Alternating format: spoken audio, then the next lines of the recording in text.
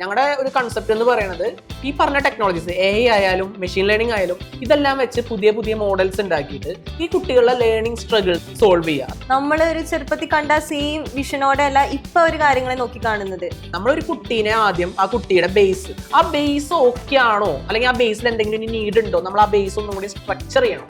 ഈ 3 കാര്യങ്ങളും നോക്കിയിട്ട് വേണം അവന് പുതിയൊരു കൺസെപ്റ്റ് പഠിപ്പിക്കാൻ. എനിക്കുണ്ടായിരുന്ന സ്ട്രഗിൾസ് ഞാൻ ഗോ ത്രൂ ചെയ്ത് എനിക്കറിയാം. അങ്ങനത്തെ ഓരോ സ്ട്രഗിൾസ് നമ്മൾ കണ്ടുപിടിച്ചിട്ട് സോൾവ് ചെയ്ത് കഴിഞ്ഞാൽ ഒരു കുട്ടിക്ക് ഏത് സബ്ജക്റ്റും വേണമെങ്കിൽ ഇഷ്ടപ്പെടും. നമ്മളിപ്പോ ഒരു AI വെച്ചിട്ട് AI യുഗമാണ്, ഇപ്പോൾ AI ജനറേഷനാണ് ഇനി വരാൻ പോകുന്നത്. അതിപ്പോ LLMs തുടങ്ങിയിട്ട്, അതായത് ChatGPT, ജെമിനി എന്നൊക്കെ തുടങ്ങിയിട്ട് ഇനി ചിലത് അജന്റിക് AIയിലേക്കും അല്ലെങ്കിൽ ക്വാണ്ടം കമ്പ്യൂട്ടിങ്ങിലേക്കൊക്കെയാണ്. അപ്പൊ ആ ഒരു സമയത്ത് എഡ്യൂക്കേഷനും എത്രത്തോളം മാറുന്ന നമ്മളെല്ലാവരും നോക്കുന്ന അല്ലെങ്കിൽ എല്ലാവരും പേടിക്കുന്ന ഒരു കാര്യമാണ്. ഇപ്പോൾ പല പാരൻസും അല്ലെങ്കിൽ പല ടീച്ചേഴ്സും പറയുന്നുണ്ട്, ഇനി ഒരുപാട് ടെക്നോളജി വന്നു കഴിഞ്ഞാൽ കുട്ടികൾ പഠിക്കാണ്ടാവോ, അല്ലെങ്കിൽ കുട്ടികളുടെ പഠിത്തത്തിന് അത് ബാധിക്കുമോ എന്നൊക്കെ. ഇപ്പൊ ഞാൻ തന്നെ രണ്ട് ഫേസിന്റെ 2 സൈഡും കണ്ടൊരു പേഴ്സൺ ആണ്. ആദ്യമൊക്കെ എന്ന് പറഞ്ഞാൽ ടെക്നോളജി ഭയങ്കര തീരെ അവൈലബിൾ ആയിരുന്നില്ല മുന്നേ എന്നൊക്കെ പറഞ്ഞാൽ ജസ്റ്റ് എപ്പോഴെങ്കിലും ഗൂഗിളിൽ വല്ല മീനിങ് നോക്കാനോ അങ്ങനെയൊക്കെ ചെറിയ ഡൗട്ട്സോ ക്ലിയർ ചെയ്യാനോ അങ്ങനെയൊക്കെ ആയിരുന്നു ടെക്നോളജിനെ അല്ലെങ്കിൽ യൂട്യൂബിനെയോ ഒക്കെ ജസ്റ്റ് നോക്കിയിരുന്നത്. ഇപ്പോൾ എന്ന് പറഞ്ഞാൽ നമ്മൾ ഭയങ്കരമായിട്ട് എന്തെങ്കിലും ഇപ്പോൾ ഇമോഷണൽ സംഭവങ്ങൾ തൊട്ട് എല്ലാ എഡ്യൂക്കേഷണൽ പർപ്പസ് വരെ ഒരുപാട് കാര്യങ്ങൾക്ക് ഇതിനെ തന്നെ ഡിപ്പെൻഡ് ചെയ്യുന്ന ഒരു സിറ്റുവേഷൻ ആണ് ഇപ്പോൾ. ഈ ടെക്നോളജി കാര്യങ്ങൾ നമ്മൾ ഒരു കോമൺ ആയിട്ട് പറയുമെങ്കിലും അതിൽ എഡ്യൂക്കേഷനിൽ എങ്ങനെ യൂസ് ചെയ്യണമെന്ന് അതിന് മെയിൻ ആയിട്ട് കാര്യങ്ങൾ ശ്രദ്ധിക്കേണ്ടതും അല്ലെങ്കിൽ ആ ഒരു അസിസ്റ്റൻസോ അല്ലെങ്കിൽ ഒരു ആക്ഷൻ കൊടുക്കേണ്ടത് ആക്ച്വലി ടീച്ചേഴ്സ് ആണ്. ഇപ്പോ ഒരു ടീച്ചിങ്ങിലോ അല്ലെങ്കിൽ ഒരു ലേണിങ്ങിലോ ടെക്നോളജീനെ പല രീതിയിലും നമുക്ക് ഉപയോഗിക്കാൻ പറ്റും. അത് ചില സമയത്ത് ഗുഡ് ആയിട്ടും ചില സമയത്ത് ബാഡ് ആയിട്ടും യൂസ് ചെയ്യാൻ പറ്റും. ഇപ്പോ നമിക പറഞ്ഞു നേരത്തെ നമ്മൾ ടെക്നോളജി ഇപ്പോഴാണ് യൂസ് ചെയ്ത് തുടങ്ങിയ പല കാര്യങ്ങളും അൺലോക്ക് ചെയ്ത് തുടങ്ങിയത്. അപ്പൊ ആ അൺലോക്ക് ചെയ്ത് തുടങ്ങുമ്പോഴും ഒരു കുട്ടിയുടെ ആ ഒരു സ്പെസിഫിക് ലേണിംഗ് സ്റ്റൈലിനെ മനസ്സിലാക്കിയിട്ട് ആ ഒരു ലേണിംഗ് സ്റ്റൈൽ മനസ്സിലാക്കിക്കൊണ്ട് ആ ഒരു കുട്ടീനെ പഠിപ്പിച്ച് കഴിഞ്ഞാൽ ചിലപ്പോൾ അത് ടെക്നോളജി ഉപയോഗിച്ചുകൊണ്ട് തന്നെ പഠിപ്പിച്ച് കഴിഞ്ഞാൽ ചിലപ്പോൾ അത് ഇത്രയും കൂടെ അവന്റെ കരിയറിലോ അല്ലെങ്കിൽ അവന്റെ അക്കാഡമിക് ജേണിയിലോ ബെറ്റർ ആയിട്ടും ഉണ്ടാവും. ടീച്ചേഴ്സ് ഇപ്പോൾ ക്ലാസ്സിൽ വരുന്നു, നമ്മളെല്ലാവരും കൂടെ ഇങ്ങനെ സ്റ്റാക്ക് ചെയ്തൊരു ക്ലാസ് റൂമിൽ ഇങ്ങനെ ഇരിക്കുന്നു, ടീച്ചർ അവിടെ നിന്ന് ക്ലാസ് എടുക്കുന്നു. ഇതിപ്പോ എല്ലാവർക്കും ഓരോ രീതിയിൽ ഇപ്പൊ ഒരു ടീച്ചർക്ക് സ്പെഷ്യൽ ആയിട്ട് ഇങ്ങനെ പറഞ്ഞു കൊടുക്കാനുള്ള ഒരു സമയമോ ഗ്യാപ്പോ ഒരു ക്ലാസ് റൂമിന്റെ ഉള്ളിൽ ഫീൽ ചെയ്യുന്നുണ്ടാവില്ല. അതുകൊണ്ടാവും ഇപ്പൊ മേ ബി ഒരു ട്യൂഷനോ അല്ലെങ്കിൽ വേറെ എന്തെങ്കിലും ഒരു ആൾട്ടർനേറ്റീവ് സൊല്യൂഷൻ ആയിട്ട് പാരന്റ്സ് വരുന്നുണ്ടാവാം. ബട്ട് അപ്പോഴും എന്താണ് വീണ്ടും ഇതേപോലെ ഒരു ക്ലാസ് റൂമിൽ ഇരുത്തി ടീച്ചേഴ്സ് ഇങ്ങനെ കുറച്ചുകൂടി എക്സ്പ്ലെയിൻ ചെയ്യുന്നുണ്ടാവും. എന്നാലും സ്റ്റിൽ അവിടെ ഉണ്ടായിക്കൊണ്ടിരിക്കുന്ന പറഞ്ഞാൽ ഒരേ രീതിയിൽ എല്ലാവർക്കും ക്ലാസ് അല്ലെങ്കിൽ ഒരു കാര്യം പറഞ്ഞു കൊടുത്തോണ്ടിരിക്കും. അതെ, ഈ വൺ ഫിറ്റ് ഫോർ ഓൾ എന്നുള്ള ഒരു രീതി അതൊരു ട്രഡീഷണൽ വേ ആണ്. അത് യൂസ്ഫുൾ ആണ്, ഒരുപാട് കുട്ടികൾക്ക് അത് യൂസ്ഫുൾ ആണ്. പക്ഷെ ഈ കോവിഡിന് ശേഷം പല കുട്ടികൾക്കും ഒരു ഇൻഡിവിജ്വൽ അറ്റൻഷൻ കിട്ടേണ്ട ആ ഒരു ചാൻസ് അല്ലെങ്കിൽ ആ ഒരു രീതി ഇപ്പൊ വന്നുകൊണ്ടിരിക്കുകയാണ്. അപ്പൊ ആ ഒരു സമയത്ത് അങ്ങനെ ഒരു ഇൻഡിവിജ്വൽ അറ്റൻഷൻ വേണ്ട കുട്ടീനെ കൊണ്ടുപോയിട്ട് ഒരു 30 പേരുള്ള ക്ലാസ്സിൽ കൊണ്ടുപോയി ഇരുത്തിയിട്ട് അവനെ ബോർഡിൽ എന്തെങ്കിലും എഴുതിച്ച് പഠിപ്പിച്ചു കഴിഞ്ഞാൽ അത് അവന് മര്യാദയ്ക്ക് ശ്രദ്ധിക്കാനോ അല്ലെങ്കിൽ അവൻ അതിനെന്തെങ്കിലും അതിൽ നിന്ന് എടുക്കാനോ ഇൻഹെയിൽ ചെയ്യാനോ ഒന്നും പറ്റാത്ത സ്ഥിതിയാണ്. അപ്പൊ ആ ഒരു സമയത്ത് നമുക്ക് അവന്റെ ലേണിംഗ് സ്റ്റൈലോട് അല്ലെങ്കിൽ അവന്റെ ലേണിംഗ് നീഡ്സ്, ലേണിംഗ് സ്ട്രഗിൾ അതെല്ലാം AI ഉപയോഗിച്ചുകൊണ്ട് തന്നെ, അതായത് ഇത് വെച്ചിട്ടുള്ള ഒരു മോഡലിനെ ഡെവലപ്പ് ചെയ്യുകയാണെങ്കിൽ അത് വെച്ചിട്ട് AI ഉപയോഗിച്ചുകൊണ്ട് തന്നെ മനസ്സിലാക്കിയിട്ട് അതിനുള്ള ഒരു സൊല്യൂഷൻ എന്നുള്ള പോലെ അവന് കാര്യങ്ങൾ പഠിപ്പിച്ചു കൊടുത്തു കഴിഞ്ഞാൽ ചിലപ്പോൾ അവന് നല്ല രീതിയിൽ തന്നെ കാര്യങ്ങൾ സെറ്റ് ആക്കാനും അതുവഴി പഠിച്ചു പോകാനായിട്ട് സാധിക്കും. LKG തൊട്ട് +2 അല്ലെങ്കിൽ ഒരു ബേസിക് എഡ്യൂക്കേഷൻ ആണ് +2 വരെ. ആ ഒരു ടൈമിൽ തന്നെ ടൈം പീരീഡിൽ തന്നെ നമ്മൾ അത്രയും ടീച്ചേഴ്സിനെ നമ്മൾ മീറ്റ് ചെയ്യുന്നുണ്ട്. ഓരോ സബ്ജക്റ്റിനും ഡിഫറെന്റ് ടീച്ചേഴ്സ്, ചിലപ്പോൾ അതേപോലെ ഗസ്റ്റ് ടീച്ചേഴ്സ് ഉണ്ടാവും, അങ്ങനെ ട്രെയിനിങ് ടീച്ചേഴ്സ് ഉണ്ടാവും, അങ്ങനെ ഒരുപാട് പേര് നമ്മൾ മീറ്റ് ചെയ്യുന്നുണ്ട്. ബട്ട് ഇതിലൊന്നും നമുക്ക് എല്ലാവരുടെ ഫേസസോ അല്ലെങ്കിൽ എല്ലാവരും പറഞ്ഞ കാര്യങ്ങളോ ഒന്നും നമ്മുടെ മൈൻഡിൽ ഒരുപാട് പേര് ഉപദേശിച്ചിട്ടുണ്ടെങ്കിലും ഒരുപാട് കാര്യങ്ങൾ ഇതാക്കിയിട്ടുണ്ടെങ്കിലും ഇത് പറയുമ്പോൾ എനിക്ക് ഓർമ്മ വരുന്നത് എന്റെ കുറച്ച് ടീച്ചേഴ്സ് ഉണ്ടായിരുന്നു. എൻ്റെ ഒരു 1ാം ക്ലാസ് തൊട്ട് +2 വരെയുള്ള കാലഘട്ടത്തിലത്തെ കുറച്ച് സാറുമാരും ടീച്ചേഴ്സ് ഉണ്ടായിരുന്നു. അവരെല്ലാരും ഒന്ന് ഓർത്തെടുക്കാൻ പറഞ്ഞു കഴിഞ്ഞാൽ എനിക്കൊരു മെജോറിറ്റിനും പറയാൻ പറ്റും. അതിന് കാരണം അവർ പഠിപ്പിച്ച ആ ഒരു രീതികളായിരുന്നു, ആ ഒരു ലേണിംഗ് സ്റ്റൈൽ ഉണ്ടായിരുന്നു. കാരണം അവർ ആ ഒരു കുട്ടീനെ നോക്കിയിട്ട് പഠിപ്പിക്കുന്ന ഒരു രീതി അവർക്ക് ഉണ്ടായിരുന്നു. അതിന്റെ കൂടെ തന്നെ എക്സ്പെരിമെന്റ്സ് ചെയ്ത് കാണിക്കുക. എനിക്കിപ്പോ പെട്ടെന്ന് ടീച്ചർമാരുടെ പേര് ചോദിച്ചു കഴിഞ്ഞാൽ എനിക്ക് സയൻസ് ടീച്ചേഴ്സിന്റെ പേരെ ഓർമ്മയുണ്ടാവും. കാരണം അവർ ചെയ്ത് കാണിച്ചോടുന്ന എക്സ്പെരിമെന്റ്സ് അതൊക്കെ എന്റെ മനസ്സിൽ നിൽക്കുകയാണ്. അപ്പൊ എനിക്കും ഫീൽ ചെയ്തിട്ടുള്ളത് ഒരു കുട്ടീനെ പല കാര്യങ്ങളും ചെയ്ത് കാണിച്ചുകൊണ്ട് പഠിപ്പിച്ചു കഴിഞ്ഞാൽ ഞാൻ വിശ്വസിക്കുന്നത് ഞാനൊരു എക്സ്പീരിയൻഷ്യൽ ലേണറാണ്, അല്ലാന്നുണ്ടെങ്കിൽ ഒരു കൈൻസ്തറ്റിക് ലേണർ ആണെന്നാണ്. അതുകൊണ്ടായിരിക്കും ചിലപ്പോൾ എനിക്ക് അങ്ങനെ എക്സ്പെരിമെന്റ് ചെയ്ത ടീച്ചേഴ്സിനും എനിക്ക് എല്ലാവരും ഓർമ്മയുണ്ട്, എന്നാലും എക്സ്പെരിമെന്റ് ചെയ്ത ടീച്ചേഴ്സിന് അത്രയും ഓർമ്മ. അപ്പൊ അങ്ങനെ ആ ഒരു കുട്ടിയുടെ ലേണിംഗ് സ്റ്റൈൽ മനസ്സിലാക്കിക്കൊണ്ട് അവനെ പഠിപ്പിച്ചു കഴിഞ്ഞാൽ ചിലപ്പോൾ ഒരു പരിധി വരെ അവനെ അടിപൊളിയാക്കാൻ പറ്റുമെന്നും തോന്നുന്നുണ്ട്. അപ്പോൾ എനിക്ക് ഇതേപോലെ ടീച്ചേഴ്സിനെ ഓർമ്മയുണ്ട്, ബട്ട് എൻ്റെ മൈൻഡിൽ സ്ട്രൈക്ക് ചെയ്തത് ഞാൻ ലൈക്ക് ഒരു +1 +2 ഞാനൊരു ടീച്ചറെ മീറ്റ് ചെയ്തു. എൻ്റെ മാത്സ് എനിക്ക് ഇഷ്ടമാണ്, ബട്ട് സ്റ്റിൽ അങ്ങനെ എനിക്ക് വലിയ കോൺഫിഡൻസ് ഒന്നും എപ്പോഴും ഫീൽ ചെയ്തിട്ടൊന്നും ഉണ്ടായിരുന്നില്ല.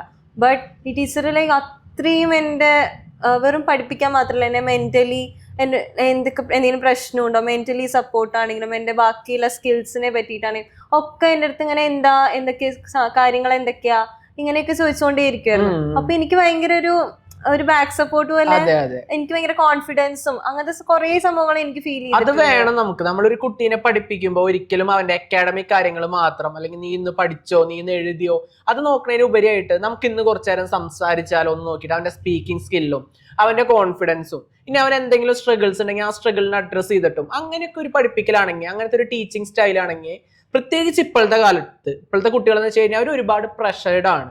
അവർ പല കാരണങ്ങളോണ്ടും സ്ട്രെസ്ഡ് ആണ്. അത് ചിലപ്പോൾ വീട്ടിലത്തെ പ്രശ്നങ്ങളാവാം, ചിലപ്പോൾ അവരുടെ ആ ഒരു ടീനേജ് ആയിരിക്കാം, അല്ലെങ്കിൽ അവരുടെ സമൂഹത്തിലത്തെ എന്തെങ്കിലും കാര്യങ്ങളായിരിക്കാം. അപ്പൊ അതിന്റെ ഇടയിൽ ആ ഒരു കുട്ടീനെ ഒന്ന് നോക്കി അവന്റെ ഈ കാര്യങ്ങളെല്ലാം നോക്കിയിട്ട് അവന്റെ കോൺഫിഡൻസും അവന്റെ സ്പീക്കിംഗ് സ്കിൽസും അല്ലെങ്കിൽ അവന്റെ ആ ഒരു മെന്റൽ എബിലിറ്റിയും കൂടെ നോക്കിയിട്ട് അവന് നല്ലൊരു മെന്റർ ആയിട്ട് പോവുകയാണെങ്കിൽ നമുക്ക് ചിലപ്പോൾ ഒരു പരിധി വരെ എല്ലാ കുട്ടികളെയും നമുക്ക് ഓക്കെ ആക്കാനും പറ്റും. ഇപ്പോഴത്തെ സിലബസ് അല്ലെങ്കിൽ ഇപ്പോഴത്തെ കരിക്കുലം, അത് CBSE ആയിക്കോട്ടെ, ICSE ആയിക്കോട്ടെ, സ്റ്റേറ്റ് ആയിക്കോട്ടെ, ഇന്റർനാഷണൽ സിലബസ് ആയിക്കോട്ടെ, ഇതെല്ലാം അപ്ഡേറ്റഡ് ആണെന്നുണ്ടെങ്കിൽ അതൊരു പരിധി വരെ ബെറ്റർ ആണ്. ആ കരിക്കുലം ഡെവലപ്പേഴ്സും അതൊരു പരിധി വരെ അപ്ഡേറ്റഡ് ആക്കാൻ നോക്കുന്നുണ്ടെങ്കിലും എനിക്ക് പലപ്പോഴും ഫീൽ ചെയ്യാറുണ്ട്, ഒരു ക്ലാസ്സിലത്തെ ഒരു കുട്ടീനെ പഠിപ്പിക്കാൻ പോകുമ്പോൾ ആ സിലബസ് അവൻ ഇത്ര പഠിച്ചാൽ പോരാ, അല്ലെങ്കിൽ അവൻ ഇതൊക്കെ അറിയുന്ന കാര്യങ്ങൾ തന്നെയാണ്, ഇതിനേക്കാളും കുറച്ചും കൂടെ അടുത്ത സ്റ്റേജ് അവന് പഠിപ്പിച്ച് കൊടുക്കണം എന്ന് തോന്നുന്ന ഒരു സ്ഥിതി വരാറുണ്ട്. അതിപ്പോ അനാമികം ഓൾറെഡി പഠിച്ചു വന്നപ്പോൾ ഇപ്പോൾ ഒരു 10th അല്ലെങ്കിൽ 8th പഠിക്കുമ്പോഴും പിന്നെ ഇപ്പൊ പഠിച്ചിരിക്കുന്ന കാര്യങ്ങളും തോന്നുന്നുണ്ടാവും ചിലപ്പോ ഇതെല്ലാം പഴയതല്ലേ, എനിക്ക് കുറച്ചും കൂടെ പുതിയത് അറിയാലോ, അത് പഠിച്ചാലോ എന്നൊക്കെ. ശരി, എനിക്കിങ്ങനെ ഫീൽ ചെയ്തിട്ടുണ്ട് ഇപ്പോഴും. ലൈക്ക് ഞാൻ പഠിച്ചുകൊണ്ടിരിക്കുന്ന കാര്യത്തിൽ തന്നെ ഓൾട്ടർനേറ്റീവ് ആയിട്ടുള്ളൊരു സംഭവങ്ങൾ വന്നു, അത് വന്നിട്ട് തന്നെ എക്സിസ്റ്റ് ആവാൻ തുടങ്ങിയിട്ട് തന്നെ കുറെ കാലങ്ങളായി. എന്നാലും ഞാൻ പഠിക്കുന്നുണ്ടാവാ മുന്നേ എങ്ങനെ ആയിരുന്നു ആ ഒരു സംഭവമാണ് ഇപ്പോഴും പഠിച്ചുകൊണ്ടിരിക്കുന്നത്. അല്ലാണ്ട് അതിന്റെ ഓൾട്ടർനേറ്റീവ് വേർഷൻസ് ഇപ്പൊ ടീച്ചർ ജസ്റ്റ് മെൻഷൻ ചെയ്തു പോകണ്ടാവും, എന്നാൽ അതിന്റെ എങ്ങനെയാണ് വർക്കിംഗ് എന്താണെന്നോ. ഇപ്പൊ സയൻസിലാണെങ്കിൽ ഇപ്പൊ എന്തെങ്കിലും വർക്കിംഗ് പ്രിൻസിപ്പിൾ എന്തെങ്കിലും പറയുകയാണെങ്കിൽ മുന്നത്തെ ഒരു സംഭവം വെച്ചിട്ടാവും എക്സാമ്പിൾ പറഞ്ഞിട്ടാവും പറയുന്നുണ്ടാവുക. ഇന്ന് നമ്മൾ എന്താണ് അതിൽ അപ്ഡേറ്റഡ് ആയി, അല്ലെങ്കിൽ അതിന്റെ വർക്കിംഗ് എന്താണ്, അതൊന്നും മെൻഷൻ ചെയ്ത് എനിക്ക് ഭയങ്കര ഔട്ട്ഡേറ്റഡ് ആണ് സ്റ്റിൽ എന്ന് ഫീൽ ചെയ്യും. പിന്നെ ഈ സിലബസ് അപ്ഡേറ്റഡ് ആവാൻ പറയുമ്പോഴും അത് ഭയങ്കര സ്ലോ പ്രോസസ്സായിട്ട് ആണ് എപ്പോഴും വരുന്നത്. കാരണം അത് എല്ലാ കൊല്ലം സിലബസ് ചേഞ്ച് ആവുന്നുണ്ടല്ലോ, ഒരു 5 ഇയറിൽ ഒരിക്കൽ. ഇപ്പോൾ +1 +2 ഈ സിലബസ് ചേഞ്ച് ആയിട്ട് ലൈക്ക് ഒരുപാട് വർഷം ഞാൻ എൻ്റെ ചേച്ചിയോ അല്ലെങ്കിൽ എൻ്റെ ഒരു അമ്മയോ അല്ലെങ്കിൽ ഒരു കസിനോ പഠിച്ച സെയിം സാധനവും സ്റ്റിൽ സിലബസ് കൂടെ പൊക്കോണ്ടിരിക്കുന്നുണ്ടാവും. ബേസിക്സ് ആണെങ്കിൽ പോലും അത് അപ്ഡേറ്റഡ് ആവേണ്ട ടൈം അതിക്രമിച്ചിരിക്കണം എനിക്ക് എപ്പോഴും ഫീൽ ചെയ്യാറുണ്ട്. ഇപ്പൊ ആ ഒരു സിലബസിൽ തന്നെ നമ്മൾ വീണ്ടും സംസാരിക്കുമ്പോൾ അല്ലെങ്കിൽ സിലബസിനെ കുറിച്ച് പറയുമ്പോഴും അത്രയും സബ്ജക്ട് മാറ്റർ എക്സ്പെർട്സും അല്ലാന്നുണ്ടെങ്കിൽ അധ്യാപകരും ഇരുന്നിട്ടാണ് അതെല്ലാം കറക്റ്റ് ചെയ്യണതും. അവരെ ബഹുമാനിക്കുക തന്നെ വേണം, അവരുടെ ആ ഒരു വർക്കും ആ ഒരു എഫേർട്ടും അല്ല. പക്ഷെ അതിന്റെ കൂടെ തന്നെ ഇപ്പോൾ ഞാൻ പഠിച്ചിരുന്ന യൂണിവേഴ്സിറ്റിയിൽ ഞങ്ങളുടെ ആ ഒരു സിലബസ് എല്ലാ ഇയർ അപ്ഡേറ്റ് ചെയ്യുന്ന സിലബസ് ആയിരുന്നു. ആ സിലബസിലത്തെ കാര്യങ്ങൾ ആഡ് ചെയ്യാൻ സ്റ്റുഡൻസിന്റെ കൂടി റെക്കമെൻഡേഷൻ എടുക്കുന്ന ഒരു രീതി ഉണ്ടായിരുന്നു. ആ ഒരു കാര്യം ശരിക്കും ചെറിയ ചെറിയ ക്ലാസ്സുകളിലും കൂടി വന്നു കഴിഞ്ഞാൽ, അതായത് ഇപ്പോൾ ഒരു 10ാം ക്ലാസ്സിന്റെ സിലബസ് ആണെങ്കിൽ 10 കഴിഞ്ഞ ഒരു ഡിഗ്രി ഓർ PG സ്റ്റുഡൻസിന്റെയും കൂടെ ഒരു കൺസേൺസോ അല്ലെങ്കിൽ ഒരു കാര്യങ്ങൾ എടുത്തിട്ട് ആ സിലബസിനെ അപ്ഡേറ്റ് ചെയ്ത് കഴിഞ്ഞാൽ ഇത്രയും കൂടെ സ്റ്റുഡന്റ് ഫ്രണ്ട്ലി ആവും. ഇപ്പൊ ഞാനും ആഗ്രഹിക്കുന്ന ഒരു സ്റ്റുഡന്റ് ഫ്രണ്ട്ലി സിലബസ് വരണം, സ്റ്റുഡൻസിന് ഒരു സ്ട്രഗിൾ ഇല്ലാതെ അത് പഠിച്ചു പോകണം. അപ്പൊ പഠിച്ചു പോകാനായിട്ട് അതിൽ ചിലപ്പോൾ പുതിയ കണ്ടന്റ്സ് ആഡ് ചെയ്യേണ്ടി വരും, അവർക്ക് ഇൻട്രസ്റ്റിംഗ് ആയിട്ടുള്ള ടോപ്പിക്സ് ആഡ് ചെയ്യേണ്ടി വരും. അതിന്റെ കൂടെ ഇത് പറഞ്ഞ പോലെ തന്നെ എക്സ്പെരിമെന്റ്സ് കാണിച്ചു കൊടുത്തോണ്ട്, അല്ലെങ്കിൽ അതിന്റെ വിഷ്വൽസ്, അല്ലെങ്കിൽ അതിന്റെ AI ജനറേറ്റഡ് ഇമേജസ്, ഇതെല്ലാം കാണിച്ചു കൊടുത്തോണ്ടും കൂടെ പഠിപ്പിക്കാൻ പറ്റിക്കഴിഞ്ഞാൽ, അതായത് ഒരു ടെക്സ്റ്റ് ബുക്ക് പഠിപ്പിക്കണേന്ന് മാറിയിട്ട് ഒരു കണ്ടന്റ് പഠിപ്പിക്കണേലേക്ക് ഇനിയുള്ള ആ ഒരു കാലം മാറിക്കഴിഞ്ഞാൽ ഇത്തിരി കൂടി നമുക്ക് നമ്മുടെ നാട്ടിലുള്ള കുട്ടികളെയും അപ്ഡേറ്റഡ് ആക്കി വെക്കാനായിട്ട് പറ്റും. എനിക്ക് തോന്നുന്നത് ഇതിന്റെ ലൈക്ക് കാരണം ഇതിങ്ങനെ ഔട്ട്ഡേറ്റ് ആയി പോകാനുള്ള കാരണം ടീച്ചേഴ്സും അപ്ഡേറ്റഡ് അല്ല, ഒരു ജനറേഷൻ ഗ്യാപ്പ് സംഭവങ്ങളൊക്കെ ആവും. മേ ബി ഇപ്പോൾ ഒരു ചെറിയ കുട്ടി ChatGPT ഗൂഗിളോ യൂസ് ചെയ്യുന്ന അത്രയും ഫ്രീക്വന്റ് ആയിട്ട് ഒരു ഗ്രോൺ അപ്പ് പേഴ്സൺ യൂസ് ചെയ്യുന്നുണ്ടാവില്ല, അവർ അത്രയും ഇൻഫ്ലുവൻസ്ഡ് ആവില്ല ഒരു സോഷ്യൽ മീഡിയ ആയിട്ട്. ബട്ട് ഇവർ പറഞ്ഞാൽ ഭയങ്കര അറ്റാച്ച്മെന്റ് ആണ്, കൂടുതൽ ടെക് റിലേറ്റഡ് ആയിട്ടുള്ള സംഭവങ്ങളുമായിട്ട് പരിചിതമാണ്. ബട്ട് ആ ഒരു ഗ്യാപ്പ് ഫിൽ ആവണം. അതിന് ടീച്ചേഴ്സ് ഫസ്റ്റ് അത്രയും അപ്ഡേറ്റഡ് ആയാൽ മാത്രമേ, അത്രയും എഫേർട്ട് ഇട്ട് ആ ഒരു ആ ഒരു ഗ്യാപ്പിനെ കുറിച്ച് നമ്മൾ സംസാരിക്കുമ്പോഴും പല കുട്ടികളും ഈ ടെക്നോളജിയുടെ തന്നെ അതിന്റെ ഓവർ യൂസ് കാരണം അത് മേ ബി AI അല്ലെങ്കിൽ LLM ChatGPTs ആയിരിക്കാം, അല്ലാന്നുണ്ടെങ്കിൽ ഗെയിമിംഗ് ആയിരിക്കാം. അതിന്റെ എല്ലാം ഒരു ഓവറായിട്ടുള്ള ഒരു യൂസ് കാരണം പ്രശ്നമാവുന്ന ഒരു ഗ്രൂപ്പ് ഓഫ് സ്റ്റുഡൻസും ഇപ്പോഴത്തെ കമ്മ്യൂണിറ്റിയിൽ കാണാം.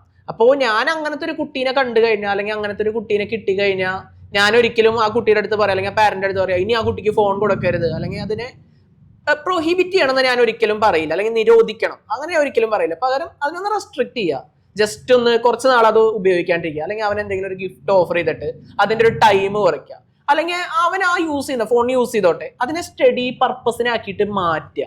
ആ ഒരു രീതിയിലൊക്കെ ആക്കി മാറ്റി കൊടുത്തു കഴിഞ്ഞാൽ ചിലപ്പോൾ അവൻ്റെ അക്കാഡമിക്സിൽ കൂടുതൽ കോൺസെൻട്രേറ്റ് ചെയ്യാനും, പക്ഷെ അവനൊരു വിഷമാവാത്ത രീതിയിൽ, കാരണം കുട്ടികളുടെ മൈൻഡ് എന്ന് പറയുന്നത് ഭയങ്കര കുഞ്ഞാണ്, അത് പണ്ടായാലും ഇപ്പോഴായാലും കുഞ്ഞു മനസ്സോളാണ് ഈ കുട്ടികൾക്ക് ഉണ്ടാവുക. അപ്പൊ ആ ഒരു പ്രശ്നം അങ്ങനെ വരുമ്പോൾ അതിനെ പെട്ടെന്ന് അവനൊരു നമ്മൾ വേദനിപ്പിച്ചു കഴിഞ്ഞാൽ ചിലപ്പോൾ അത് അവന്റെ ഫ്യൂച്ചറിനെ എല്ലാത്തിനെയും ബാധിക്കും. അപ്പൊ അതിന് പകരമായിട്ട് അവനൊന്ന് പറഞ്ഞ് മനസ്സിലാക്കിയിട്ട് അല്ലെങ്കിൽ അതിനെ തന്നെ യൂസ് ചെയ്തുകൊണ്ട് ശരിയാക്കി കഴിഞ്ഞാൽ ചിലപ്പോൾ അടിപൊളിയായിരിക്കും. ക്യൂരിയോസിറ്റിയാണ് മെയിൻ ആയിട്ട് ഈ ടെക്നോളജി അല്ലെങ്കിൽ ഈ ഒരു സംഭവത്തേക്ക് കുട്ടികളെ ഡൈവേർട്ട് ചെയ്യണം എനിക്ക് എപ്പോഴും ഫീൽ ചെയ്യാറുണ്ട്. അപ്പൊ ലേണിംഗ് പറഞ്ഞാലും ഈ ലേണിങ്ങും ടെക്കും ഭയങ്കര ക്യൂരിയോസിറ്റീനെ ഇതാക്കുന്ന ഇൻസ്പയർ ചെയ്യുന്ന സംഭവങ്ങളാണ്. ഇപ്പോൾ ലേണിംഗ് ശരിക്കും എന്താ ഒരു അത്രയും ഇൻട്രസ്റ്റഡ് ആണെങ്കിൽ നമ്മൾ ഭയങ്കര ക്യൂരിയസ് ആവും. അതിനെ ടെക്കും കൂടെ മിക്സ് ചെയ്താൽ ലൈക്ക് രണ്ടും കൂടി ഇന്റഗ്രേറ്റഡ് ആകുമ്പോൾ കുട്ടികൾക്ക് ശരിക്കും ഇതിന്റെ ക്യൂരിയോസിറ്റി കൂടെ അവരുടെ ഒരു സൈഡിലേക്ക് അതിനെ കിട്ടുകയാണ് വേണ്ടത്. ക്യൂരിയസ് ലേണിംഗ് എന്ന് പറയുന്നത് ആക്ച്വലി അതൊരു അടിപൊളി ഒരു കൺസെപ്റ്റ് ആണ്. നമ്മൾ പഠിപ്പിക്കുന്ന ഓരോ കാര്യങ്ങളും എക്സൈറ്റഡ് ആക്കി പഠിപ്പിക്കുകയാണെന്നുണ്ടെങ്കിൽ അവർക്ക് ആ ഒരു സിസ്റ്റത്തിലേക്ക് വരാനും പിന്നെ ആ സിസ്റ്റം വെച്ചിട്ട് അവർക്ക് ഇനി ഫ്യൂച്ചറിലേക്കുള്ള കാര്യങ്ങൾ പ്ലാൻ ചെയ്യാനും ഒക്കെ ബെറ്റർ ആയിരിക്കും. ഇപ്പൊ ഞങ്ങൾക്ക് തന്നെയാണ് ഓൺലൈൻ ക്ലാസ്സിനായിട്ട് ഞാൻ ഒരു ഓഗ്മെന്റഡ് റിയാലിറ്റി പ്ലാറ്റ്ഫോം വഴിയാണ് ആ ക്ലാസ് കൊടുക്കുന്നത്. അപ്പൊ ആ ക്ലാസ് കൊടുക്കുമ്പോൾ തന്നെ നമ്മളിപ്പോ ഒരു ഹാർട്ടിനെ കുറിച്ച് പഠിപ്പിക്കുകയാണെങ്കിൽ ആ ഒരു ലൈവ് ഹാർട്ട് കാണിക്കാനും അതൊന്ന് ടച്ച് ചെയ്ത് നോക്കാനും പറയാനും, അതുപോലെ തന്നെ ട്യൂട്ടർ അത് തിരിച്ചു കാണിക്കുക. അപ്പോഴൊക്കെ ആ മുമ്പിലിരിക്കണ ഒരു മോൻ അല്ലെങ്കിൽ ഒരു മോള് ഭയങ്കരമായിട്ട് ഹാപ്പി ആയി, അല്ലെങ്കിൽ അത് കണ്ടിട്ട് ഇതാണല്ലോ ഹാർട്ട് എന്ന് മനസ്സിലാക്കിയിട്ട് അവർ പഠിക്കുകയാണ്. വെറുതെ ഒരു ബുക്കിൽ എന്തെങ്കിലും കാണിച്ചു കൊടുത്തിട്ട് പഠിക്കണേക്കാളും എന്തുകൊണ്ടും ബെറ്റർ ആയിരിക്കും ഇങ്ങനെ അവരെ ക്യൂരിയസ് ആക്കിയിട്ട് പഠിപ്പിക്കുന്നത്. ബിക്കോസ് കാരണം അവരുടെ വേൾഡ് ചേഞ്ച് ആയി, അവർ കാര്യങ്ങളെ കാണുന്ന നമ്മൾ ഒരു ചെറുപ്പത്തിൽ കണ്ട സെയിം വിഷനോടെ അല്ല ഇപ്പൊ അവർ കാര്യങ്ങളെ നോക്കി കാണുന്നത്. അവരൊരു ടെക് റിലേറ്റഡ് അങ്ങനെ ഒരു സംഭവം ആയി മാറിക്കഴിഞ്ഞു, അത് നമ്മൾ ആക്സെപ്റ്റ് ചെയ്യണം. സോ അതിനനുസരിച്ചുള്ള ആൾട്ടർനേറ്റീവ് ആയിട്ടുള്ള ലേണിംഗ് സംഭവങ്ങൾ നമ്മൾ തന്നെ ഇൻട്രൊഡ്യൂസ് ചെയ്യും, അല്ലെങ്കിൽ നമ്മൾ തന്നെ കൂടുതൽ അതിനെ ഇൻവോൾവ് ചെയ്യുകയും ചെയ്യണം, ടെക്കിനെ ഇൻവോൾവ് ചെയ്യുകയും ചെയ്യണം. എവിടെയാണെങ്കിലും സ്കൂളിലാണെങ്കിലും ഇപ്പൊ ട്യൂഷൻ ഇൻസ്റ്റിറ്റ്യൂട്ട്സിലാണെങ്കിലും എല്ലാവരുടെയും അത് കുറച്ചും കൂടെ AI-നെ ആണെങ്കിലും ടെക്നോളജീനൊക്കെ ആണെങ്കിലും യൂസ് ചെയ്യണം. പക്ഷെ ആ ഒരു ഇൻവോൾവ്മെന്റ് തന്നെ അതിനെ ഒരു ഇൻവോൾവ്മെന്റ് എന്ന് പറഞ്ഞാൽ ഒരു ടെക്നോളജിയുടെ ആഡ് ഓൺ എന്ന് പറഞ്ഞു കഴിഞ്ഞാൽ വെറുതെ ഒരു ChatGPT-നെ കൊണ്ടുവന്നിടുന്നതായിട്ടോ അല്ലെങ്കിൽ ഒരു LLM അവിടെ ജനറേറ്റ് ചെയ്യണതായിട്ട് വിശ്വസിക്കുന്ന കുറെ പേരും ഇപ്പോഴുണ്ട്.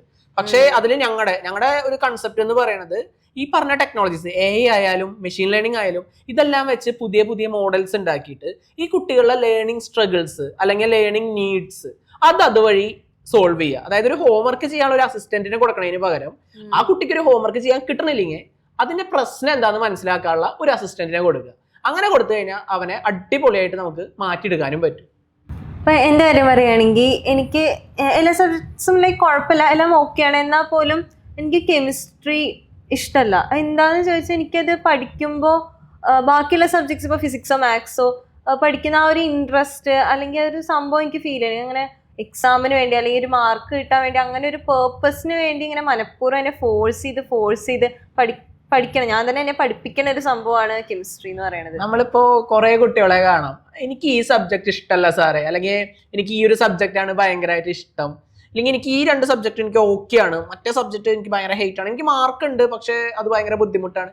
ഇതൊന്നും അവർ ആ ഒരു സബ്ജക്റ്റിനെ വെറുക്കണതോ അല്ലെങ്കിൽ ആ സബ്ജക്ട് ബുദ്ധിമുട്ടായിട്ടോ അങ്ങനെയല്ല. അതെന്ന് പറയുന്നത് അവരുടെ ആ ഒരു ലേണിംഗ് സ്റ്റൈലിന് ആ സബ്ജക്ട് അത് പഠിപ്പിക്കുന്ന രീതിയോ അല്ലെങ്കിൽ അത് പഠിക്കുന്ന രീതിയോ ഇത് രണ്ടും ഓക്കെ അല്ല, അല്ലെങ്കിൽ ഇതിൽ ഏതെങ്കിലും ഒരെണ്ണം ഓക്കെ അല്ല. അപ്പൊ ആ ഒരു ടൈമിൽ അങ്ങനെ ഒരു സബ്ജക്ട് ഹെയ്റ്റ് എന്ന് പറയുന്നുണ്ടെങ്കിൽ, ഇപ്പൊ ഒരു സോഷ്യൽ ഹെയ്റ്റ് എന്ന് പറയുന്നുണ്ടെങ്കിൽ അവനൊരു എക്സ്പെരിയൻഷ്യൽ ലേണർ ആയിരിക്കും, ഒരു വിഷ്വൽ ലേണർ ആയിരിക്കും. അപ്പൊ അവന് ഈ സോഷ്യൽ തന്നെ അത് വിഷ്വലി എങ്ങനെ കാണിച്ചു കൊടുക്കാന്ന് നമ്മൾ ചിന്തിച്ചിട്ട് അങ്ങനെ പഠിപ്പിച്ചു കഴിഞ്ഞാൽ അവന് ഓക്കെ ആവും. ഇനി അതല്ലെങ്കിൽ മാത്സ് ചെയ്ത് വരുമ്പോൾ തെറ്റുക എന്ന് പറയണ്ടെങ്കിൽ അവന് അറ്റൻഷൻ കിട്ടുന്നുണ്ടാവില്ല, അവന് അറ്റൻഷൻ ഇഷ്യൂസോ അല്ലെങ്കിൽ അറ്റൻഷൻ കിട്ടാത്തതിന്റെ ബുദ്ധിമുട്ടോ ഉണ്ടായിരിക്കും. അപ്പൊ അങ്ങനത്തെ ഓരോ സ്ട്രഗിൾസ് നമ്മൾ കണ്ടുപിടിച്ചിട്ട് സോൾവ് ചെയ്ത് കഴിഞ്ഞാൽ ഒരു കുട്ടിക്ക് ഏത് സബ്ജക്റ്റും വേണമെങ്കിൽ ഇഷ്ടപ്പെടും. നിങ്ങൾ പണ്ടൊരു 4th 5th 6th ആ ഒരു ടൈമിലൊക്കെ എനിക്ക് മാത്സ് അത്യാവശ്യം ഭയങ്കര ബുദ്ധിമുട്ടായിരുന്നു. എനിക്ക് തീരെ കോൺഫിഡൻസ് ഉണ്ടായില്ല. കാരണം അങ്ങനെ ആരും ഞാൻ ഇതിൽ ലൈക്ക് എക്സൽ ചെയ്യും, ഞാൻ നന്നായിട്ട് ചെയ്യുന്നുണ്ട് അങ്ങനെ ആരും പറഞ്ഞിട്ടില്ല. സോ എനിക്ക് തന്നെ ഭയങ്കര ഓക്കെ, എനിക്കറിയില്ല, എനിക്ക് മൾട്ടിപ്ലൈ ചെയ്യുമ്പോഴുള്ള കോൺഫിഡൻസ് ഇല്ല. അപ്പോൾ ആ ഒരു സംഭവം കാരണം ആ ഒരു ഉള്ളിലത്തെ ഒരു സബ് കോൺഷ്യസ് മൈൻഡിലുള്ള ഒരു ഫിയർ കാരണം എനിക്ക് ചെയ്യാൻ പറ്റാറില്ല. ബട്ട് അത് കഴിഞ്ഞപ്പോൾ എപ്പോഴൊക്കെയോ ലൈക്ക് ടീച്ചേഴ്സൊക്കെ അത്യാവശ്യം ബേസ് ഉണ്ട്, പിന്നെ എൻ്റെ പാരൻസ് ആണെങ്കിലും ഒക്കെ എനിക്ക് അറ്റൻഷൻ തന്നു തുടങ്ങി, എൻ്റെ പഠിക്കേണ്ട കാര്യങ്ങൾ കുറച്ചും കൂടെ അറ്റൻഷൻ തന്നു തുടങ്ങി, കുറച്ചും കൂടെ അവർ കൺസേൺഡ് ആയി ഞാൻ പഠിക്കുന്നുണ്ട്, അങ്ങനത്തെ കാര്യങ്ങളൊക്കെ കുറച്ച് നോക്കാൻ തുടങ്ങിയപ്പോൾ ഞാനും അതിൽ ബെറ്റർ, ഞാനും കുറച്ചും കൂടെ മാത്സുമായിട്ട് ഇൻവോൾവ് ആവാൻ തുടങ്ങി. അപ്പോൾ ഞാൻ പിന്നെ ബെറ്ററായി. അതുകൊണ്ട് തന്നെ എനിക്ക് ബേസിക്സ് ഒരു 10th ഒരു +1 +2 ആകുമ്പോഴേക്കും എനിക്ക് തറവായി കിട്ടി. പണ്ടുണ്ടായിരുന്നൊരു സ്റ്റേറ്റ് ഞാൻ ഇപ്പോഴും ആലോചിക്കുമ്പോൾ ഓക്കെ, അത് എന്നെയും ബ്ലെയിം ചെയ്യാൻ പറ്റില്ല. എനിക്ക് അറിയില്ല അതെങ്ങനെ ചെയ്യണമെന്നോ, അല്ലെങ്കിൽ എനിക്ക് അതിനുള്ള കോൺഫിഡൻസ് ആണ് എൻ്റെ മെയിൻ. ലേണിംഗ് ബേസിക്സ് എന്ന് പറയുന്ന ആ ഒരു പോയിന്റ് അല്ലെങ്കിൽ ആ ബേസിക്സ് അത് ഇന്നത്തെ കാലത്ത് പലരും മറക്കുന്ന ഒരു കാര്യമായിട്ട് വരികയാണ്. അതായത് ഇപ്പൊ പല പാരന്റ്സും പറയും എന്റെ മോന് ഇന്ന് കുറെ ഹോംവർക്ക് ചെയ്യാനുണ്ട്, എന്റെ മോന് സ്കൂളിലേക്ക് അങ്ങനെ കുറെ കാര്യങ്ങൾ പഠിക്കാനുണ്ട്, സോ അത് പഠിപ്പിച്ചു കൊടുക്കണം. അതല്ല വേണ്ടത്. നമ്മളൊരു കുട്ടീനെ ആദ്യം ആ കുട്ടിയുടെ ബേസ്, അത് മാത്സ് ആയിക്കോട്ടെ, സയൻസ് ആയിക്കോട്ടെ, ലാംഗ്വേജ് ആയിക്കോട്ടെ, ആ ബേസ് ഓക്കെ ആണോ, അല്ലെങ്കിൽ ആ ബേസിൽ എന്തെങ്കിലും ഒരു നീഡ് ഉണ്ടോ, നമ്മൾ ആ ബേസ് ഒന്നും കൂടി സ്ട്രക്ചർ ചെയ്യണം. ഈ 3 കാര്യങ്ങളും നോക്കിയിട്ട് വേണം അവന് പുതിയൊരു കൺസെപ്റ്റ് പഠിപ്പിക്കാൻ. ഇപ്പൊ ഒരു മൾട്ടിപ്ലിക്കേഷനോ അല്ലെങ്കിൽ ഡിവിഷനോ അറിയാത്ത, മൾട്ടിപ്ലിക്കേഷൻ ടേബിൾ അറിയാത്ത കുട്ടീനെ ഡിഫറൻഷിയേഷനോ അല്ലെങ്കിൽ ഇന്റഗ്രേഷനോ പഠിപ്പിച്ചു കൊടുത്തു കഴിഞ്ഞാൽ അവൻ അതെല്ലാം കണ്ട് ഒരു സിനിമ കാണുന്ന പോലെ ഇരിക്കുകയുള്ളൂ. അപ്പൊ അത് മാറിയിട്ട് അവൻ ആ ചെറിയ കാര്യങ്ങൾ പഠിപ്പിച്ചു കൊടുത്തു കഴിഞ്ഞാൽ അവൻ അടിപൊളിയാക്കാൻ പറ്റും. അതിന്റെ കൂടെ തന്നെ ഇപ്പൊ ലാംഗ്വേജ്, ഇപ്പോ പല പാരന്റ്സും കൊറോണയ്ക്ക് ശേഷം പറയുന്ന ഒരു പ്രശ്നമാണ് എന്റെ മോന് വായിക്കാറിയില്ല, എന്റെ മോന് എല്ലാ ലെറ്റേഴ്സും അറിയാം, എന്റെ മോന് കുറെ വേർഡ്സ് അറിയാം, പക്ഷെ അവൻ ഒരു വേർഡിന് പകരം വേറെ വേർഡ് വായിക്കുന്നു. ഇപ്പൊ ഒരു ദാ എന്നുള്ള വേർഡ് അറിയുന്ന ഒരു കുട്ടി ദിസിനും ഡേറിനും ദാറ്റിനും ദാന്ന് വായിക്കണം. അപ്പൊ ഇതെന്താ മാഷെന്ന് ചോദിച്ചിട്ട് കുറെ പേര് വരാറുണ്ട്. ഇതെന്ന് പറയുന്നത് അവന്റെ ഒരു ലേണിംഗ് ഡിസബിലിറ്റിയോ അല്ലെങ്കിൽ ലേണിംഗ് ഇഷ്യൂ ഒന്നല്ല. അവന്റെ ആ ചെറിയ പ്രായത്തിൽ അവനെ ഏതൊക്കെയോ കുറെ വേർഡ്സ് കാണാണ്ട് പഠിച്ചു. ആ കാണാണ്ട് പഠിച്ച വേർഡ്സ് തന്നെ ആള് ഏത് വേർഡ് കണ്ടാലും വായിക്കാൻ ശ്രമിക്കുകയാണ്. അപ്പൊ അവിടെ നമുക്ക് ചെയ്യാനുള്ളതെന്ന് പറയുന്നത് ആ പഠിച്ച വേർഡുകൾ ഏതാന്ന് ആദ്യം ഐഡന്റിഫൈ ചെയ്തിട്ട് നമുക്കൊരു ചെറിയൊരു പാസേജ് വായിക്കാൻ കൊടുത്താൽ തന്നെ മനസ്സിലാവും ഏതൊക്കെ വേർഡ്സ് ആണ് ആൾക്ക് അറിയണേന്ന്. ആ വേർഡ്സിനെ മനസ്സിലാക്കിയിട്ട് ആ വേർഡ്സിനെ നമ്മളൊന്ന് മാറ്റി വെച്ചിട്ട് അല്ലെങ്കിൽ ഒന്ന് ഓർഡർ ചെയ്ത് വെച്ചിട്ട് ബാക്കി എല്ലാവനെ കൊണ്ട് വായിപ്പിക്കുക. അവൻ അങ്ങനെ ഓരോന്നും വായിക്കുമ്പോൾ ഇതേപോലെ തന്നെ ഒരു വേർഡിന് പകരം വേറെ വേർഡ് വായിക്കുകയാണെങ്കിൽ അത് മോനെ അത് തെറ്റാന്ന് അവന് പറഞ്ഞു കൊടുത്തോണ്ട് അവനെ ഫോണറ്റിക് സ്റ്റൈല് പഠിപ്പിച്ചു കൊടുത്തോണ്ട് അവൻ ഓരോ ലെറ്റർ ബൈ ലെറ്റർ ആയിട്ട് വായിപ്പിക്കാൻ നോക്കിക്കഴിഞ്ഞാൽ ആ ഒരു പ്രശ്നം പെട്ടെന്ന് തന്നെ നമുക്ക് കവറപ്പ് ചെയ്യാൻ പറ്റും. ഇപ്പൊ ഞാൻ ക്ലാസ്സിലിരിക്കുമ്പോൾ നമ്മളൊരു 8th തൊട്ട് ഒരു 7th തൊട്ടൊക്കെ നമ്മൾ സീരിയസ് ആയിട്ടൊരു കുറെ നേരം നമുക്ക് ഇരുന്ന് ക്ലാസ് ഉണ്ടാവും. നമ്മുടെ PT പീരീഡ് പോവും, നമ്മുടെ ഫ്രീ പീരീഡ്സ് ഒക്കെ കുറഞ്ഞു വരും. പിന്നെ ടീച്ചേഴ്സ് ഇങ്ങനെ വരാൻ തുടങ്ങും, എക്സാമിന്റെ പ്രശ്നം, എക്സാമിന്റെ സ്ട്രെസ് വരാൻ തുടങ്ങും. നമുക്കൊരു UP തൊട്ടിട്ടൊക്കെ, UP ഒരു 5th 6th ഒന്നും വലിയ കുഴപ്പമില്ല, 7th തൊട്ടിട്ടാണ് ഭയങ്കരമായിട്ട് നമുക്ക് ഇങ്ങനെ പ്രഷറൈസ്ഡ് ആയിട്ട് ഫീൽ ചെയ്യുന്നത്. പിന്നെ വീട്ടിലാണെങ്കിലും നമ്മൾ കുറച്ചും കൂടെ കൺസേൺ ആവും, പാരന്റ്സ് അവള് പഠിക്കണ്ടോ, അവള് എന്താ ചെയ്യണേ, അങ്ങനെയൊക്കെ ഒരു കൺസേൺ ഉണ്ടാവും. സോ ഒരു ടീനേജ് ലെവലൊക്കെ എത്തിയാൽ നമുക്ക് ഭയങ്കരമായിട്ട് നമ്മളുടെ ഇമോഷണൽ സ്ട്രെസ്സും നമ്മുടെ പഠിക്കാനുള്ള സ്ട്രെസ്സും നമ്മൾ ബാക്കിലോട്ട് അങ്ങനത്തെ ഒരുപാട് കാര്യങ്ങൾ വരും.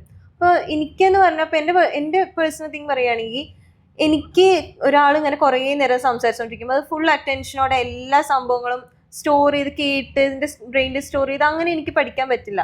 ബട്ട് ചില കീവേഡ്സിനെ എൻ്റെ മൈൻഡിൽ സ്റ്റോർ ചെയ്യുമെങ്കിലും മൊത്തത്തിൽ എനിക്കത് കേട്ട് ഇതാക്കാൻ പറ്റാറില്ല. സോ ഞാനത് ചെയ്യാറ് തന്നെ കീവേഡ്സിൻ്റെ മൈൻഡിലുണ്ടാവും. അപ്പോൾ അത് വെച്ച് വീട്ടിൽ പോയിട്ട് സെൽഫ് സ്റ്റഡി ചെയ്യുക, അല്ലെങ്കിൽ സെൽഫ് ലേണിംഗ് വഴിയാണ് ഞാൻ മിക്കവാറും ടൈം ഒരു 7th അല്ലെങ്കിൽ ഒരു 6th തൊട്ടിട്ട് ഞാൻ +2 വരെ എൻ്റെ മൊത്തം ടൈം പറഞ്ഞാൽ ഞാൻ സെൽഫ് ലേണിംഗ് ചെയ്തിട്ട് തന്നെയാണ് പഠിച്ചത്. ഇപ്പൊ ഈ സെൽഫ് ലേണിംഗ് എന്ന് പറയുമ്പോൾ തന്നെ പല പാരന്റ്സിന്റെയും കൺസേൺ ആണ് എന്റെ മോൻ പഠിക്കുവോ അല്ലെങ്കിൽ എന്റെ മോള് പഠിക്കുവോ, ഇല്ലെങ്കിൽ അവരെ വേറെ വല്ല ക്ലാസ്സിലും വിടണോ. ഇപ്പൊ ഞങ്ങളുടെ അടുത്ത് വരുന്ന ഒരു കുട്ടി ഒരു ട്യൂഷനായിട്ട് വന്നു കഴിഞ്ഞാൽ ഞങ്ങൾ ആദ്യം അവന്റെ ആ ഒരു ലേണിംഗ് അസസ്മെന്റ് ടെസ്റ്റ് ആണ് നടത്തുക. അവന്റെ ലേണിംഗ് സ്റ്റൈൽ എങ്ങനെയുണ്ട്, അടിപൊളിയാണോ, അല്ലെങ്കിൽ അതിന് എന്തെങ്കിലും സ്ട്രഗിൾ ഉണ്ടോ എന്നൊക്കെ നോക്കുക. ഇപ്പൊ ഞങ്ങൾക്ക് ഫീൽ ചെയ്യാണ് ആ ഒരു കുട്ടി കുഴപ്പമില്ലാണ്ട് പഠിക്കുന്ന ഒരു കുട്ടിയാണെന്നുണ്ടെങ്കിൽ ഞങ്ങൾ പറയും മോൻ നല്ല രീതിയിൽ തന്നെ പഠിക്കുന്നുണ്ട്, കുഴപ്പമൊന്നുമില്ല, അതുകൊണ്ട് അവൻ ഒറ്റയ്ക്ക് തന്നെ പഠിച്ചാലും പ്രശ്നം ഉണ്ടാവില്ല എന്ന്. അപ്പൊ ഇവിടെ എന്ന് പറയുന്നത് പാരന്റ്സിനാണ് ആക്ച്വലി ഒരു അസിസ്റ്റൻസ് വേണ്ടി വരുന്നത്. അതായത് പാരന്റ്സിന് ഭയങ്കര ടെൻഷനാണ് ഞങ്ങളുടെ കുട്ടി കറക്റ്റ് ആയിട്ട് പോവോന്നല്ല. നമുക്ക് അവിടെ ചെയ്യാൻ പറ്റുക ഇപ്പോ ഒരു ട്യൂഷൻ കൊടുത്തോണ്ടോ അല്ലെങ്കിൽ ഒരു സ്കൂളിൽ വിട്ടോണ്ടോ മാത്രം ഒരു കുട്ടിയുടെ എല്ലാം ആവുന്നില്ല.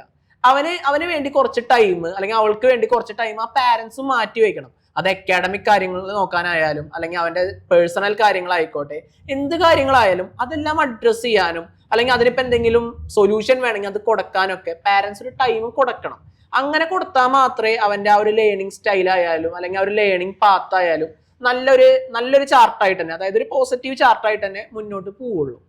ഞാനിപ്പോൾ ഒരു ഐഡിയൽ സ്റ്റുഡൻ്റ് ആണെന്ന് ഞാൻ ഒരിക്കലും പറയില്ല. കാരണം എനിക്ക് എൻ്റെതായിട്ടുള്ള സ്ട്രഗിൾസ് എല്ലാവർക്കും ഉണ്ടാവും. അവരവരുടേതായിട്ടുള്ള സ്ട്രഗിൾസ് വഴി തന്നെയാണ് അവർ പഠിക്കും അല്ലെങ്കിൽ എക്സൽ ചെയ്യുകയും ചെയ്യുന്നുണ്ടാവുക. സ്റ്റിൽ എൻ്റെ ഒരു മാർക്ക് ലിസ്റ്റ് ആവും എൻ്റെ കാണുന്നുണ്ടാവുക, ബാക്കിയുള്ളവർ കാണുന്നുണ്ടാവുക എൻ്റെ ജസ്റ്റ് ഒരു മാർക്കോ സംഭവങ്ങളോ. അതിൻ്റെ പിന്നിൽ എനിക്കുണ്ടായിരുന്ന സ്ട്രഗിൾസ് ഞാൻ ഗോ ത്രൂ ചെയ്തത് എനിക്കറിയാം. അപ്പം ഞാൻ എക്സാമ്പിൾ പറയുകയാണെങ്കിൽ +2 ടൈമിലൊക്കെ പഠിക്കുന്ന ഒരു ടൈമിൽ ഭയങ്കര പ്രഷറായിരുന്നു. വീട്ടിലാണെങ്കിൽ ഇത്ര മാർക്ക് വേണം, അത് വേണം, ഇങ്ങനെ വേണം, അങ്ങനെയൊക്കെ ഭയങ്കര ഒരുപാട് അവർക്കൊരു എക്സ്പെക്ടേഷൻസ്, ടീച്ചേഴ്സ് അവിടുന്ന് എക്സ്പെക്ടേഷൻ. എനിക്ക് എൻ്റെതായിട്ട് അതിനൊക്കെ പുറമെ ഇവരുടെയൊക്കെ എക്സ്പെക്ടേഷൻസിന് എനിക്ക് ഒഴിവാക്കാം. ബട്ട് സ്റ്റിൽ എനിക്ക് എൻ്റെ അടുത്ത് തന്നെ ഉണ്ടായിരുന്ന കുറേ എക്സ്പെക്ടേഷൻസ് ഉണ്ട്. അതിലേക്ക് മീറ്റ് ചെയ്തില്ലെങ്കിൽ എനിക്ക് ഭയങ്കര വിഷമമായിരുന്നു. സോ അതിന് വേണ്ടിയിട്ട് ഞാൻ അവസാന നിമിഷം തന്നെ ഞാൻ പഠിച്ചിട്ടുള്ളൂ. ആ ഒരു ടൈമിൽ വരുന്ന പ്രഷർ എന്ന് പറഞ്ഞാൽ ഭയങ്കര ബാഡായിരുന്നു. അനാമിക പറഞ്ഞ ആ ഒരു കാര്യം എന്ന് പറയുന്നത് അതിങ്ങനെ ലേണിംഗ് സ്ട്രഗിള് ആയിട്ട് കണക്കാക്കാൻ പറ്റില്ല. അതൊരു സ്ട്രെസ്സാണ്. അതായത് ഇപ്പോഴത്തെ കുട്ടികൾ, ഇപ്പൊ ഗവൺമെന്റ് വരെ കുട്ടികൾക്ക് വേണ്ടിയിട്ട് അവരുടെ സ്ട്രെസ്സും അവരുടെ മെന്റൽ ഹെൽത്തും നല്ല രീതിയിൽ പോകാൻ വേണ്ടിയിട്ട് അല്ലെങ്കിൽ സ്ട്രെസ് ഇല്ലാണ്ടിരിക്കാൻ വേണ്ടിയിട്ട് പല ഹെൽപ്പ് ലൈൻ നമ്പേഴ്സും കാര്യങ്ങളും പ്രൊവൈഡ് ചെയ്യുന്ന ഒരു സമയമാണ്. അതായത് കുട്ടികൾ പഠിക്കുന്ന ടൈമിൽ ഉണ്ടാകുന്ന സ്ട്രെസ് എന്ന് പറയുന്നത് ഇപ്പോൾ പണ്ട് ചിന്തിക്കണേക്കാളും ഭയങ്കര കൂടുതലാണ്. ഇപ്പൊ പറഞ്ഞ പോലെ ലാസ്റ്റ് ടൈം സ്റ്റഡി എന്ന് പറയുന്നത് അതൊരിക്കലും ഞങ്ങൾ റെക്കമെൻഡ് ചെയ്യാത്തൊരു കാര്യമാണ്. ലാസ്റ്റ് ടൈം എന്ന് പറയുന്നത് റിവൈസ് ചെയ്യാനുള്ളതാണ്.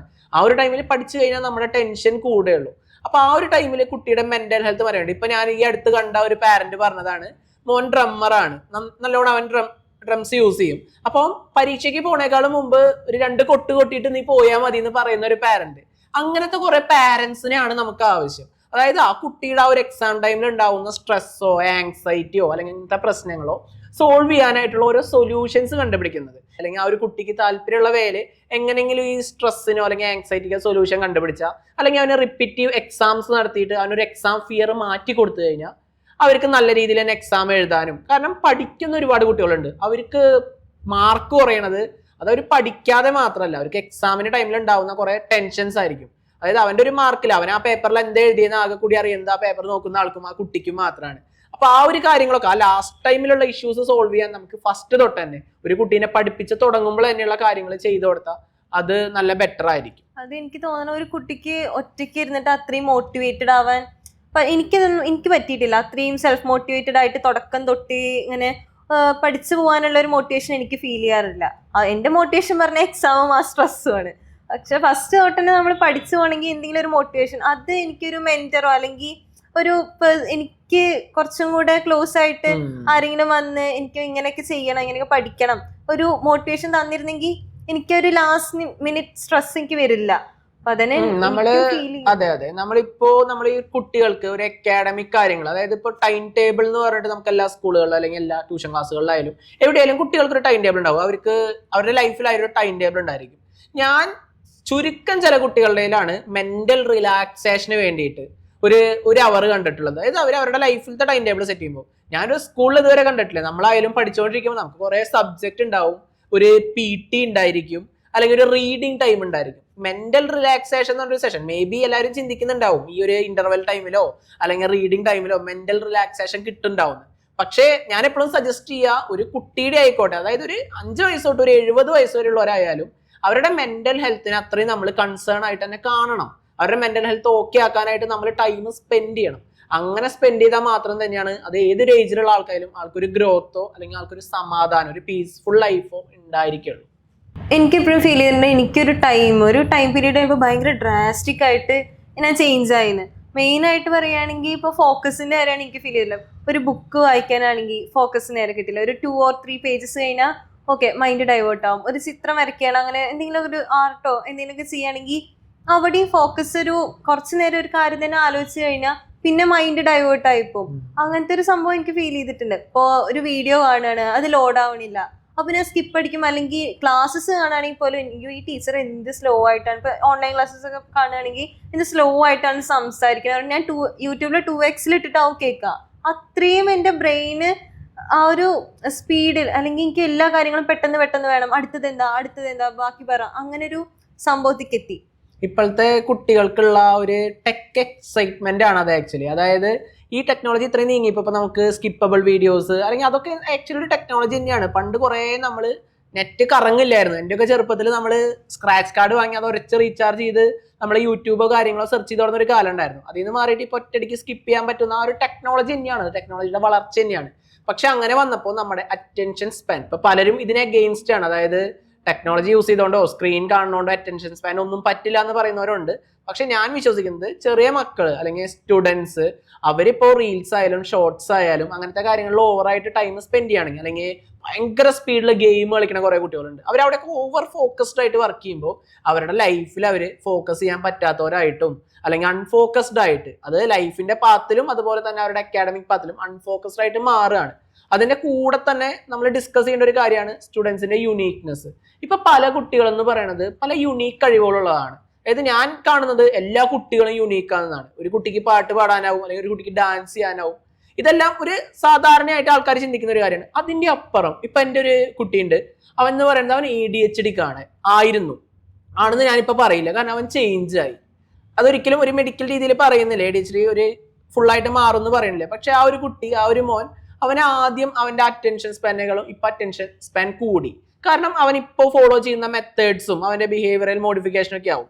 പക്ഷെ ഞാൻ അവനിൽ കണ്ടിട്ടുള്ള ഒരു യുണീക്നെസ് ആണ്, അവന് വായിക്കാൻ ബുദ്ധിമുട്ടാണ്. അവനൊരു ഇംഗ്ലീഷോ അല്ലെങ്കിൽ മലയാളമോ വായിച്ചെടുക്കാൻ അതായത് അവനൊരു വാക്കിലത്തെ അക്ഷരം വായിച്ചു കഴിഞ്ഞാൽ അവൻ അതിനെ വാക്കായിട്ട് വായിക്കാനുള്ള ഒരു ടൈം അവന് കൊടുക്കാൻ പറ്റണില്ല. അതിന്റെ പേര് അവൻ വായിക്കാൻ ബുദ്ധിമുട്ടായിരുന്നു.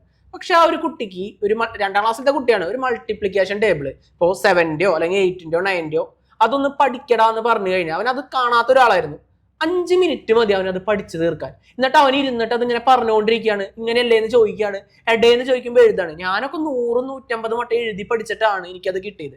അപ്പൊ എനിക്കത് അവന്റെ ഒരു യുണീക്നെസ് ആയിട്ട് തന്നെയാണ് ഫീൽ ചെയ്തത്. അതായത് അവൻ ഈ വായിക്കാൻ പറ്റാത്ത സ്ട്രഗിളിന്റെ ഇരട്ടി കാര്യങ്ങൾ അവൻ മാത്സിൽ ചെയ്തുകൊണ്ടിരിക്കുകയാണ്. പക്ഷെ ഇപ്പൊ ഞങ്ങളുടെ ആ ഒരു ക്ലാസ്സിലൂടെയും ആ ഒരു മെത്തേഡിലൂടെ ഒക്കെ ഇപ്പൊ അവൻ വായിച്ചും തുടങ്ങിയിട്ടുണ്ട്.